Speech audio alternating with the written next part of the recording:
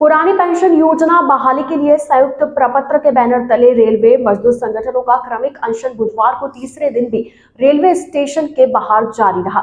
धरने पर लगभग 50 लोगों ने भूख हड़ताल में बैठकर पुरानी पेंशन योजना लागू करने की मांग की। रेल कर्मियों ने मांगे नहीं माने जाने पर देश भर में रेलों का चक्का जाम किए जाने की चेतावनी तक दी है। North western railway employees union के मंडल सचिव मनोज कुमार परिहार ने बताया कि नई पेंशन योजना में फैमिली पेंशन का कोई नियम नहीं है, जबकि पुरानी पेंशन में फैमिली पेंशन का प्रावधान है। यूनियन के मंडल अध्यक्ष महेंद्र व्यास ने बताया कि नई पेंशन स्कीम में जो हर माह 10% कटौती कर्मचारी से 14% सरकार द्वारा राशि जमाई करवा जाती है, उसका भी 25% पीएफ से लोन के रूप में निकासी की जा सकती है, जबकि पुरानी पेंशन स्कीम 90% तक जमा राशि में से पीएफ लोन के रूप में निकासी की जा सकती थी। वहीं यूपीआरएमएस के कार्यवाहक जोनल महासचिव अजय शर्मा, मंडल सचिव एनजे सिन्हा, मंडल अध्यक्ष धूड़ाराम गुर्जर ने बताया कि यूपीआरएमएस की ओर से 11 जनवरी तक क्रमिक अनशन किया जाएगा।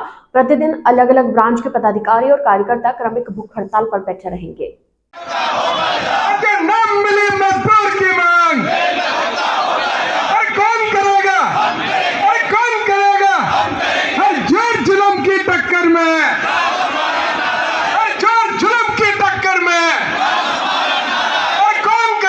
आज हमारा तीसरा दिन का धरना है। हम गवर्नमेंट को इस बात के चेताना चाहते हैं कि जो आपके 8-8 एमएलए एमपी 8-8 पेंशनें ले रहे हैं, उनको बंद करें अतिशीघ्र और हमारे रेल कर्मचारी और सेंट्रल गवर्नमेंट एम्प्लॉई को पेंशन चालू करे। अगर गवर्नमेंट समय रहते नहीं चाहती तो इनको गवर्नमेंट को बड़ा खामियाजा भुगतना पड़ेगा और हम अंतिम पड़ाव तक लड़ाई को लेकर जाएंगे, चाहे देश का चक्का जाम करना पड़े, हम उस तक भी नहीं चूकेंगे। आज हमारे इस अनशन में करीब 35 आदमी जो है बैठे हुए हैं, जो छुट्टी लेके बैठे हुए हैं, और हम इस लड़ाई को और आगे तक बढ़ाएंगे।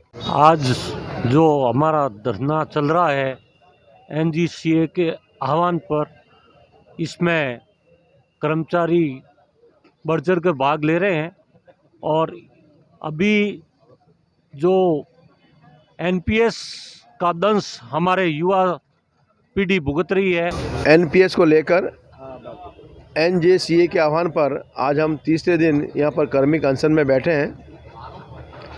जैसा कि आप सबको विदित है, 1/1/2004 के बाद में रेल कर्मचारियों पर जो एनपीएस थोप दिया गया, उसके परिणाम बहुत ही घातक है। जो हमारे साथी बैठे हैं ओकार जी, ये रेल से सेवानिवृत्त हुए। जब इनको सैलरी तो 50,000 मिलती थी, अभी इनके बच्चे ने बताने का काम किया, लेकिन ये सेवानिवृत्त के बाद में जो इनको पेंशन मिल रही है, मात्र 3500 रुपये पेंशन मिल रही है। 3000 ही, 3500 भी नहीं। अब 3000 रुपये में कैसे आदमी 60 साल के बाद अपना जीवन यापन करेगा, ये सोचनीय बात है। इसलिए एनजेसीए ने निर्णय लिया कि रेलवे के अंदर जो 1/1/2004 के बाद में जो नई पेंशन योजना एनपीएस लागू की गई है, इसको तुरंत समाप्त किया जाना चाहिए।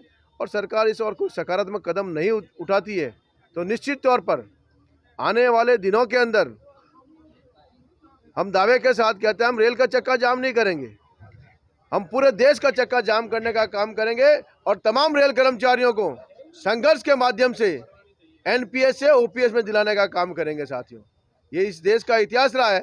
जब भी मजदूरों ने आंदोलन किया है, जब भी कर्मचारियों ने संघर्ष किया है, जीत हमेशा कर्मचारियों की हुई और आने वाले समय में भी जीत रेल कर्मचारियों की होगी।